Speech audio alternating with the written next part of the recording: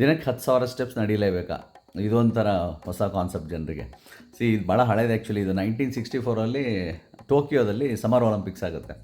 ಆವಾಗ ಈ ಜಾಪನೀಸ್ ಒಂದು ಕಂಪ್ನಿ ಇದೆ ಮ್ಯಾನ್ಪೋಕಿ ಅಂತ. ಅವ್ರು ಏನು ಮಾಡ್ತಾರೆ, ಒಂದು ಪೀಡೋಮೀಟರ್ ಲಾಂಚ್ ಮಾಡ್ತಾರೆ ಮಾರ್ಕೆಟಿಗೆ. ಪೀಡೋಮೀಟರ್ ಅಂದರೆ ಸಣ್ಣ ಹಿಂಗೆ ಸೊಂಟಕ್ಕೆ ಹಾಕೊಳ್ಳೋದು ಇಷ್ಟೆಷ್ಟು ಮಷಿನ್ ಇರುತ್ತೆ, ಅದು ಎಷ್ಟು ಸ್ಟೆಪ್ಸ್ ನಡೀತೀರ ಅಂತ ಕೌಂಟ್ ಮಾಡುತ್ತೆ.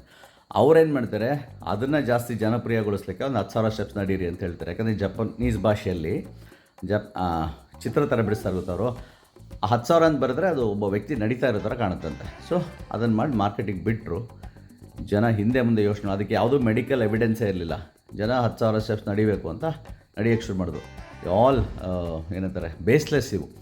ನೀವು ಐನ್ಸ್ಟೈನ್ ಅದಕ್ಕೆ ಹೇಳಿದ್ದು, the universe and the human stupidity are limitless.